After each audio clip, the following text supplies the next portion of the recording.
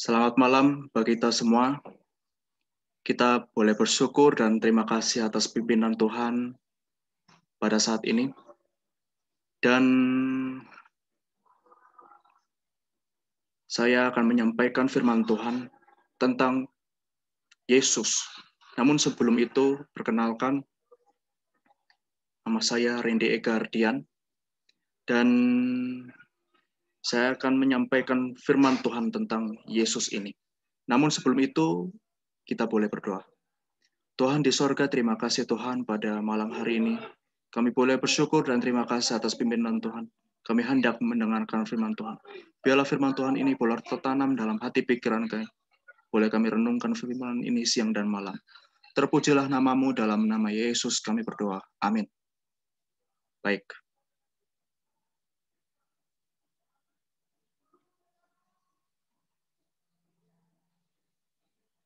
Baik. Sudah terlihat ya slide-nya. Oke. Jadi firman Tuhan yang saya sampaikan adalah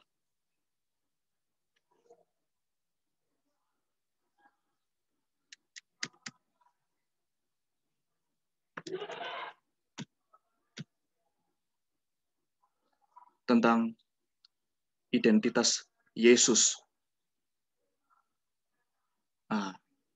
Baik. Jadi ada sebuah ilustrasi. Di sini kita boleh lihat tentang mahkota. Mahkota yang sangat indah, sangat mulia. Dan kita boleh lihat mahkota ini penuh dengan kemuliaan. Digambarkan bahwasanya mahkota ini adalah sesuatu yang boleh kita impi-impikan bahwasanya ketika saudara atau saya hendak memikirkan sebuah mahkota, itu berwujud seperti sesuatu yang mahal, sesuatu yang berharga, sesuatu yang boleh dibilang mahkota ini adalah sungguh sangat mulia. Dan biasanya mahkota ini dipakai oleh orang-orang yang terkenal, orang-orang yang punya kuasa, seperti raja, seperti sultan, dan juga orang-orang besar, orang-orang bangsawan. Dan kalau kita bisa melihat mahkota ini, biasanya mahkota ini digambarkan sebagai sebuah kehormatan bagi orang yang memakainya, seperti raja dan sultan. Baik. Dan bicara tentang Yesus di sini, ada muncul pertanyaan. Apakah Yesus adalah Allah?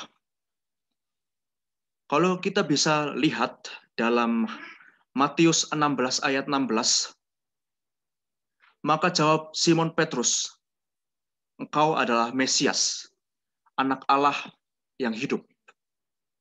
Dan dari ayat ini, satu ayat ini saja, Matius 16 ayat 16, dikatakan bahwasanya Simon Petrus berkata, engkau adalah Mesias, anak Allah yang hidup. Dan di ayat yang kedua, di Yohanes 20 ayat 31, dikatakan, tetapi semua yang tercantum di sini telah dicatat supaya kamu percaya bahwa Yesuslah Mesias, anak Allah, dan supaya kamu oleh imanmu memperoleh hidup dalam namanya. Dari dua ayat di atas disebutkan bahwasanya Yesus ialah Mesias, anak Allah yang memberi kita hidup dalam namanya. Mungkin kalau bisa kita lihat secara realitanya, mungkin ada bermacam-macam pandangan yang berbeda tentang Yesus ini. Apakah Yesus ini benar-benar Allah? Namun firman Tuhan dikatakan di Matius dan juga Yohanes, sangat jelas dikatakan bahwasanya Yesus ini adalah Mesias, dan anak Allah, dan dikatakan bahwasanya hanya Yesuslah, hendaklah bahwasanya ketika kita percaya kepada Yesus Kristus, kita memperoleh hidup. Kita memperoleh hidup dalam namanya. Baik. Dan ada muncul pertanyaan, apakah Kristus mempunyai sifat kealahan?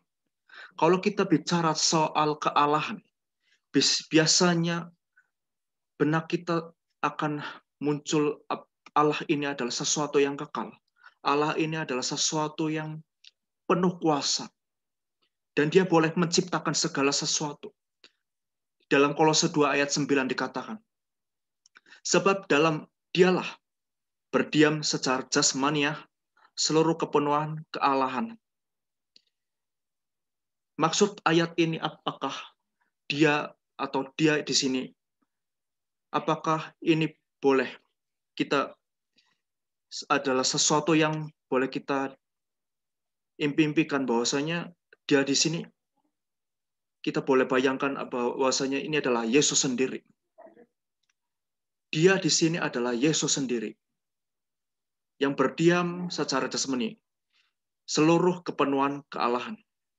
Dan Paulus menjelaskan bahwasanya kepenuhan kuasa-kuasa di sini, kuasa-kuasa ketuhanan dinyatakan dalam Kristus.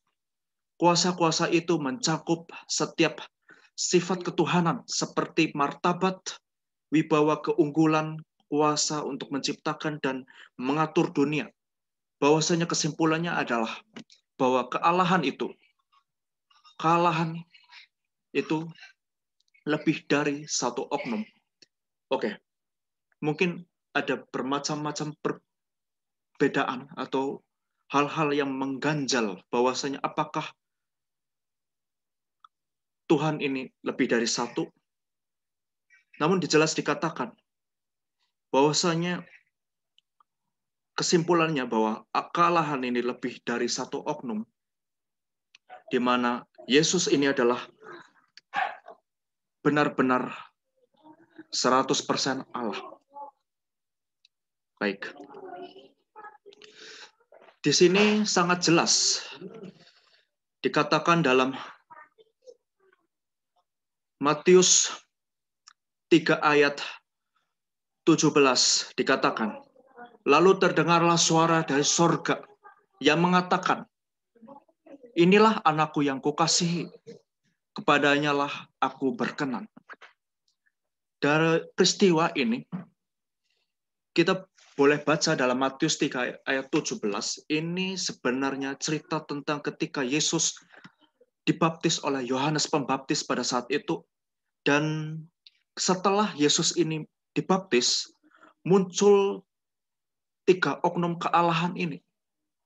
Allah Bapa, Allah Anak, dan juga Allah Roh. Yang dimana dikatakan bahwa ketika Yesus ini dibaptis, setelah dibaptis, maka terdengarlah suara dari sorga berkata, inilah anakku yang kukasihi, kepadanya lah aku berkenan. Dan ketika suara itu terdengar, bahwasanya muncul seekor burung merpati yang hinggap di bahu Yesus pada saat itu. Pada saat itu memang adalah Allah Roh yang berwujud burung merpati di sini. Jika kita mengetahui cerita di balik munculnya ayat ini, dan dikatakan bahwasanya ketika Yesus sudah dibaptis, muncullah 2 oknum kealahan, yaitu Allah Bapa dan Allah Roh, yang kemudian Allah berkata dalam Matius ini, dan Roh itu berwujud burung merpati yang hinggap di bahu Yesus. Di sini sangat jelas dikatakan bahwasanya kealahan ini lebih dari satu. Mungkin ayat ini mungkin ada sedikit perdebatan yang muncul ketika boleh mentafsirkan dalam ayat ini, bahwasanya apakah kealahan itu lebih dari satu. Namun jelas dikatakan ketika Yesus ini dibaptis dan muncullah suara dari sorga dan juga burung merpati yang hinggap di bahu Yesus. Di sini Allah Bapa dan juga Roh ini muncul bersamaan, dan ketiga oknum kealahan ini boleh mengambil peran masing-masing dan muncul pada saat yang sama. Pada saat itu yang sungguh luar biasa, peristiwa itu disaksikan oleh orang banyak. Yesus tidak sendirian pada saat itu. Oke. Dan dijelaskan apakah Kristus sama-sama ada dengan Bapa dari kekekalan? Apakah Kristus sama-sama dengan Bapa dari kekekalan? Dalam Yohanes 1 ayat 3 dan 14 dikatakan, segala sesuatu dijadikan oleh Dia, dan tanpa Dia tidak ada sesuatu pun yang telah jadi dari segala yang telah dijadikan. Firman itu telah menjadi manusia dan diam di antara kita. Dan kita telah melihat kemuliaannya, yaitu kemuliaan yang diberikannya sebagai anak tunggal Bapa yang penuh kasih, karunia, dan kebenaran. Sangat jelas dikatakan dalam Yohanes 1 ayat 3 dan 14, segala sesuatu dijadikan oleh Dia, dan tanpa Dia tidak ada satu pun yang telah jadi, dan segala yang telah dijadikan, firman itu telah menjadi manusia dan diam di antara kita. Kita ini adalah manusia, dan kita telah melihat kemuliaannya. Kemuliaan yang diberikan kepadanya adalah anak tunggal Bapa penuh kasih, karunia, dan kebenaran. Dan kita bisa baca 4 ayat ini menerangkan bahwasanya bagaimana Yesus menunjukkan Dia mempunyai kuasa Allah, bahwa Dia adalah anak Allah. Dan sangat jelas dikatakan dalam Yohanes 13 ayat 9, Yesus mempunyai kuasa untuk meramalkan masa mendatang. Ya, saya teringat dari cerita Yesus ketika pada perjamuan malam itu bersama dengan murid-muridnya. Ketika selesai makan ataupun pada saat berbincang, pada saat makan di situ, Simon Petrus ini bertanya, ataupun pada saat itu murid-muridnya sedang dicobai oleh setan, dan Petrus mengatakan bahwasanya dia tidak akan menyangkal Yesus, tidak akan meninggalkan Yesus. Namun dari cerita itu kita tahu bahwasanya pada akhirnya Yesus katakan, Simon Petrus, kau akan menyangkal aku 3 kali sebelum ayam berkokok. Ya, dikatakan seperti itu Yesus, bahwa dikatakan punya kuasa untuk meramalkan masa mendatang. Di sini dijelaskan bahwasanya Yesus ini juga tahu. Yesus juga tahu ia akan disalibkan. Yesus ini juga tahu akan mati. Namun begitu luar biasanya Yesus ini, bahwasanya walaupun dalam sifat kemanusiaannya, ia walaupun takut, tetapi dia berusaha untuk tidak menghindar dari rencana keselamatan atau rencana Tuhan ini. Dalam Yohanes 2 ayat 24 dan 25, Yesus mempunyai kuasa untuk membaca hati manusia. Saya teringat dari cerita bahwasanya Yesus ini punya kuasa untuk membaca hati manusia ketika salah seorang Farisi ini berkata dalam hatinya. Ketika itu ada Maria yang mendatangi Yesus untuk boleh meminyaki ataupun mengurapi Yesus ini dengan minyak yang mahal, menyirami dengan minyak wangi, dan adalah salah seorang yang berkata dalam hatinya, bahwasanya ketika ia bertanya, apakah dia benar-benar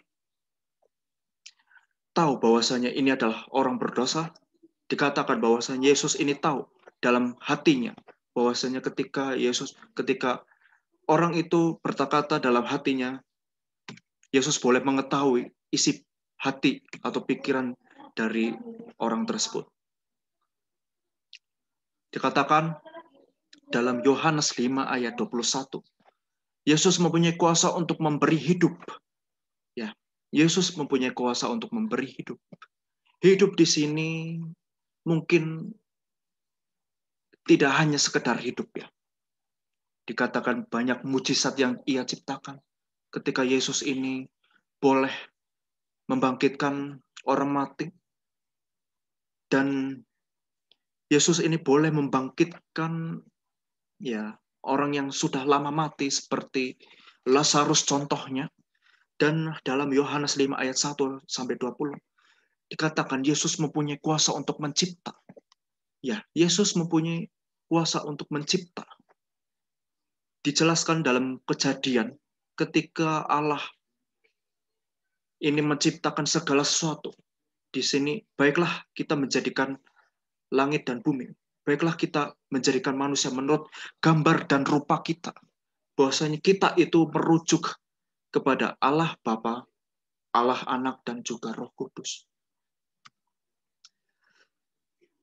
Dan bagaimana Yesus menunjukkan dia mempunyai kuasa Allah.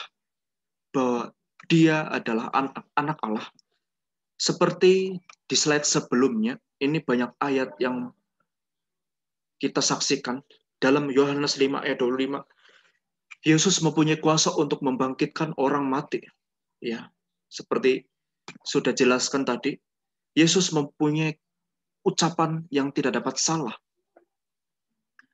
Bahwasanya seperti hal dikatakan, ia boleh istilahnya meramalkan ya, menubuatkan bahwasanya ia boleh mengetahui masa depan, bahwasanya segala ucapannya itu tidak akan pernah salah. Dan Yesus mempunyai kuasa untuk mengampuni dosa ketika Yesus ini mengampuni Maria, ya, seorang pelacur pada saat itu, dan Yesus mempunyai kuasa untuk mengubah hati.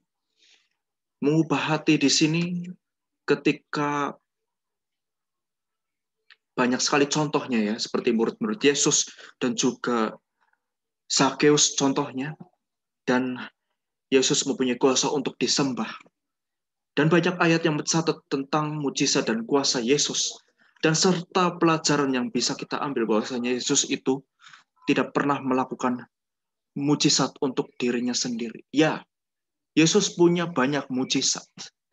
Namun Yesus tidak menggunakan mujizat itu untuk dirinya sendiri. Ketika Yesus ini dicobai di padang gurun selama 40 hari lamanya, ketika ia berpuasa tidak makan apa-apa, ketika iblis coba untuk menggodanya, mencobainya, bahwasanya ketika ia boleh mengubah batu ini menjadi roti, Yesus ini tidak melakukan itu. Yesus tidak melakukan batu itu menjadi roti. Yang walaupun sebenarnya ia bisa melakukannya, tetapi Yesus ini tidak melakukannya. Dan mengapa Yesus mendapat bagian dalam daging dan darah? Baik. Dikatakan dalam Ibrani 2 ayat 14, karena anak-anak itu adalah anak-anak dari darah dan daging. Maka, saya ulangi ya. Karena anak-anak itu adalah anak-anak dari darah dan daging, maka ia juga menjadi sama dengan mereka dan mendapat bagian dalam keadaan mereka, supaya oleh kematiannya ia memusnahkan dia, yaitu iblis yang berkuasa atas maut. Nah, kalau kita bicara soal Yesus, ini bicara soal Allah yang sudah menjelma sebagai manusia, yang mendapat bagian dalam darah dan daging, bahwasanya Yesus ini mati, ya, diceritakan bahwasanya Yesus ini mati, dan ketika Yesus ini mati, ia boleh menanggung dosa itu, yaitu iblis sendiri yang berkuasa atas maut. Yesus boleh menanggung dosa saudara dan saya. Oleh karena kematian Yesus, kita memperoleh keselamatan dan memusnahkan iblis yang berkuasa atas maut. Sangat jelas dikatakan bahwasanya Yesus datang ke dunia ini bukan sesuatu kebetulan, bukan sesuatu hal yang boleh dikatakan secara tidak direncanakan, tetap ya, kedatangan Yesus ini direncanakan. Bahwasanya sebelum kedatangan Yesus banyak diceritakan dalam perjanjian lama, Yesus atau Mesias ini akan muncul untuk boleh mendapat ataupun boleh menyelamatkan orang-orang yang berdosa, yang membebaskan orang-orang yang tertawan pada saat itu. Ya, saya punya ilustrasi. Ya, ilustrasi ini tentang GPS ya.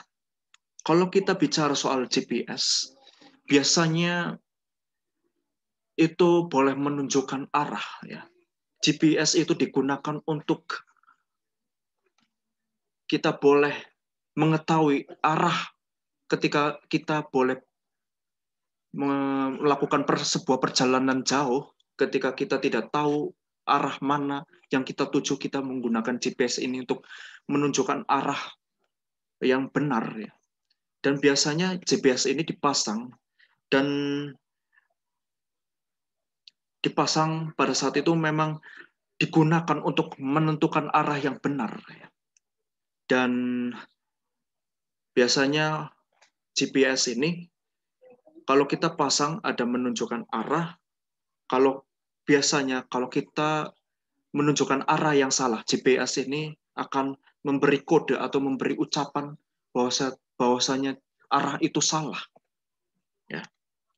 Ya, dikatakan apakah yang dihasilkan oleh kematiannya di sini? Oke. Saya akan menunjukkan tentang di slide sebelumnya tentang GPS ini. Kalau kita bicara soal GPS, Yesus ini datang dari sorga. Yesus ini dikatakan bahwasanya dia datang dari sorga, yang pastinya dia tahu jalan ke sorga. Dia tahu arah mana atau jalan menuju sorga itu kemana. Ia boleh tahu. Dan apakah yang dihasilkan oleh kematiannya ini? Dikatakan dalam Matius 20 ayat 28. Sama seperti anak manusia datang bukan untuk dilayani, melainkan untuk melayani, untuk memberikan nyawanya menjadi tebusan banyak orang. Anak manusia ini adalah Yesus sendiri, yang datang bukan untuk dilayani, tetapi untuk melayani, untuk memberikan nyawanya menjadi tebusan banyak orang. Kehidupan Yesus yang luar biasa ini, oleh karena dia adalah anak Allah, dia datang bukan untuk dilayani, melainkan untuk melayani, bahkan memberikan nyawanya untuk tebusan bagi banyak orang. Tebusan itu adalah kematiannya sendiri. Ia boleh mati, ia boleh merasakan kematian itu untuk keselamatan saya dan saudara. Sungguh luar biasa kalau kita boleh renungkan tentang kisah Yesus ini, tentang cerita Yesus ini. Baik, di sini dikatakan apakah tentang apa yang dibicarakan tentang Musa dan Elia dengan Kristus di atas gunung penjelmaan itu. Dari cerita ini, ketika Yesus ini mau berdoa, muncullah dua orang yang sungguh luar biasa. Kita boleh kenal, yaitu Musa dan juga Elia. yang muncul pada saat itu dikatakan dalam Lukas 9 ayat 30. Dan tampaklah dua orang berbicara dengan dia, dan tampaklah dua orang berbicara dengan dia, yaitu Musa dan Elia. Keduanya menampakkan diri dalam kemuliaan dan berbicara tentang tujuan kepergiannya yang akan digenapi di Yerusalem. Apakah yang digenapi ini? Apakah sesuatu yang harus digenapi? Dikatakan salah satu peristiwa yang mengagumkan adalah ketika Musa dan Elia yang tampak di gunung itu penjelmaan, di gunung penjelmaan itu dalam kemuliaan dan berbicara tentang misi dan tujuan. Tujuan Yesus akan digenapi. Apakah kegenapan itu? Ya, kegenapan itu adalah kematiannya sendiri. Kegenapan itu adalah kebangkitan. Kegenapan itu adalah kedatangannya yang kedua kali. Ketika ia boleh mati, ketika ia boleh bangkit, ketika ia boleh naik ke sorga, dan dia boleh turun dari sorga untuk melakukan kedatangan Yesus yang kedua kali itu. Bahwasanya sesuatu akan digenapi ketika ia boleh menyelamatkan orang-orang berdosa, orang-orang yang percaya kepada Tuhan dan setia kepada Tuhan. Bahwasanya hendaklah kita boleh setia dan percaya kepada Tuhan. Untuk selalu apapun pergumulan kita, apapun masalah yang kita hadapi. Di sini sangat jelas dikatakan untuk siapa Kristus menjadi pencipta keselamatan itu. Dikatakan dalam Ibrani 5 ayat 9. Dan sesudah ia mencapai kesempurnaannya, ia menjadi pokok keselamatan yang abadi bagi semua orang yang taat kepadanya. Ya. Dan sesudah ia mencapai kesempurnaannya, ia menjadi pokok keselamatan yang abadi bagi semua orang yang taat kepadanya. Dikatakan dalam Ibrani 7 ayat 25, dikatakan, karena itu ia sanggup juga menyelamatkan dengan sempurna semua orang yang oleh dia datang kepada Allah. Sebab ia hidup senantiasa untuk menjadi pengantara mereka. Pengantara ini adalah pengantara menuju keselamatan. Bahwasanya barang siapa yang percaya dan setia kepada Tuhan, barang siapa yang percaya kepada Yesus ini boleh diselamatkan. Barang siapa yang mengasihi Yesus, hendaklah ia boleh melakukan segala perintahnya, niscaya orang tersebut boleh diselamatkan untuk masuk ke dalam kerajaan surga. Baik, tentang nubuatan tentang Mesias ini. Sebelumnya saya bercerita tentang nubuatan tentang Mesias dan mengapa Yesus ini harus menderita. Dikatakan dalam Yesaya, sesudah penahanan dan penghukuman ia terambil, dan tentang nasibnya siapakah yang memikirkannya? Sungguh ia terputus dari negeri orang-orang hidup oleh karena pemberontakan umatku. Ia kena tulah, sudah kesusahan jiwanya, ia akan melihat terang dan menjadi puas. Dan hambaku itu sebagai orang yang benar akan membenarkan banyak orang oleh hikmatnya. Dan kejahatan mereka dia pikul. Sebab itu aku akan membagikan kepadanya orang-orang besar sebagai rampasan, dan ia akan memperoleh orang-orang kuat sebagai cerahan, yaitu sebagai ganti, karena ia telah menyerahkan nyawanya ke dalam maut. Dan karena ia terhitung di antara pemberontak-pemberontak, sekalipun ia menanggung dosa banyak orang. Dan berdoa untuk pemberontak-pemberontak. Sungguh luar biasa dari ayat ini. Oke. Selanjutnya, di ayat yang selanjutnya dalam Yesaya 53 ayat 5. Tetapi dia tertikam oleh karena pemberontakan kita. Dia diremukan oleh karena kejahatan kita. Ganjaran yang mendatangkan keselamatan bagi kita disampaikan kepadanya. Dan oleh bilur-bilurnya kita menjadi sembuh. Ya. Dalam perjanjian lama sudah sangat jelas. Nubuatan yang tertulis di mana Mesias harus menderita dan mati untuk keselamatan kita. Seperti saya sampaikan sebelumnya, bahwasanya Yesus ini diramalkan, dinubuatkan akan datang untuk menyelamatkan orang berdosa. Ya, memang Yesus ini diceritakan ia harus mati untuk keselamatan orang-orang berdosa. Namun kematian itu, oleh karena kematian itu, kita yang boleh percaya, kita yang boleh dimenangkan, kita boleh masuk dalam kerajaan surga. Dan mengapa Kristus sanggup memberikan pengampunan kepada orang-orang berdosa ini? Dikatakan dalam 1 Petrus 1 ayat 18-19.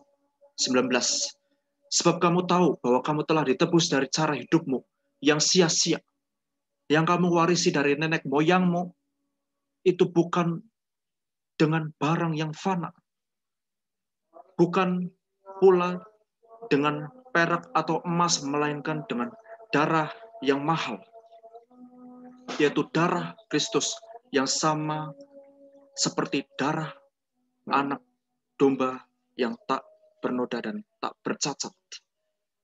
Dengan darah itu yang mahal, darah yang mahal itu, yaitu darah Kristus, kita boleh menerima keselamatan oleh karena kasih karunia Tuhan. Sungguh luar biasa kalau kita bicara tentang keselamatan, bahwasanya Yesus ini datang memberi keselamatan bagi kita oleh darahnya. Oleh darahnya kita boleh sembuh, kita boleh disembuhkan. Seberapa banyak pun dosa kita, ketika kita boleh bicara bahwasanya ketika kita percaya kepada Tuhan, kita boleh diselamatkan. Dan apakah peranan darah itu? Apakah peranan darah itu? Di sini dikatakan bahwasanya dalam Ibrani 9 ayat 14, dalam Ibrani 9 ayat 14, betapa lebihnya darah Kristus yang oleh roh yang kekal telah mempersembahkan dirinya sendiri. Betapa lebihnya darah Kristus yang oleh roh yang kekal telah mempersembahkan dirinya sendiri kepada Allah sebagai persembahan yang tak bercacat, dan menyucikan hati nurani kita dari perbuatan-perbuatan yang sia-sia, supaya kita dapat beribadah kepada Allah yang hidup. Dengan curahnya darah Kristus, maka lengkaplah penebusan dari dosa. Apakah yang dapat diperbuat hidup Kristus yang sempurna bagi kita? Apakah yang dapat diperbuat hidup Kristus yang sempurna bagi kita? Dari 3 ayat ini dalam Matius, Yesaya Matius dan juga Yesaya ini, tabiatnya yang sempurna dilukiskan sebagai pakaian perjamuan kawin, sebagai jubah kebenaran yang diberikannya untuk menutupi pakaian manusia yang sudah kumal dan kotor agar memperoleh kebenaran. Dikatakan dalam 2 Timotius 3 ayat 15, ingatlah juga bahwa dari kecil engkau sudah mengenal kitab suci yang dapat memberi hikmat kepadamu dan menuntun engkau kepada keselamatan kepada Yesus Kristus. Dan berpalinglah kepadaku dan biarlah dirimu diselamatkan, hai ujung-ujung bumi, sebab akulah Allah atau Yesus sendiri dan tidak ada yang lain.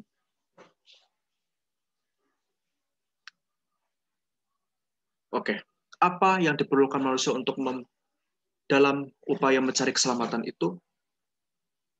Apakah upaya yang dilakukan manusia untuk mencari keselamatan? Sebab aku mempunyai keyakinan yang kokoh dalam Injil, karena Injil adalah kekuatan Allah yang menyelamatkan setiap orang yang percaya. Pertama-tama orang Yahudi, tetapi juga orang Yunani. Maksud dari ayat ini adalah bukan hanya orang Yahudi, tetapi oleh semua orang ya. Semua orang boleh diselamatkan oleh karena mempunyai keyakinan yang kokoh dalam Injil. Karena Injil dijadikan sebagai kekuatan Allah kepada setiap orang yang percaya.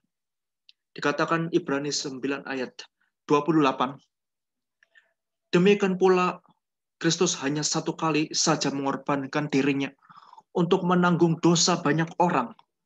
Sesudah itu ia akan menyatakan dirinya sekali lagi tanpa menanggung dosa untuk menganugerahkan keselamatan kepada mereka yang menantikan Dia. Ya, Yesus ini hanya datang satu kali. Maksud datang satu kali itu adalah untuk mengorbankan dirinya. Bahwasanya Kristus itu, Yesus itu datang satu kali, hanya satu kali saja untuk mengorbankan dirinya, untuk keselamatan kita. Jadi diperlukan manusia yang sebenarnya, penurutan dan iman kepada Yesus. Pastikan kita untuk selalu bertumbuh dan tetap setia kepada Yesus. Oleh karena penurutan, oleh karena iman kita boleh diselamatkan. Ya, kita boleh diselamatkan. Meskipun kita orang-orang berdosa, kita adalah orang yang berdosa. Ya, tidak seorang pun yang dibenarkan oleh karena kita menuruti hukum Taurat, tetapi oleh karena iman kita, oleh karena kasih karunia itu, ya, kasih karunia itu boleh bertumbuh dan buah-buah roh itu muncul oleh karena kita percaya dan iman kepada Yesus itu, maka buah-buah roh itu muncul oleh karena perbuatan-perbuatan atau penurutan yang kita lakukan. Dan dari sini kita boleh mengambil pelajaran bahwasanya Yesus ini adalah sesuatu yang benar-benar kita boleh percayai, ya, bahwasanya Yesus ini adalah sesuatu yang harus kita imani. Adalah Yesus ini bukan hanya sekedar manusia, tidak hanya sekedar nabi, tetapi ia juga adalah Allah. Oleh karena kita boleh percaya dan juga menurut kepada Tuhan, kita boleh diselamatkan. Mungkin itu adalah firman Tuhan yang boleh saya sampaikan. Bila kiranya kita boleh percaya dan selalu setia kepada Tuhan bahwa Yesus ini adalah sesuatu yang harus kita percayai. Mungkin itu adalah firman Tuhan yang bisa saya sampaikan. Tuhan memberkati.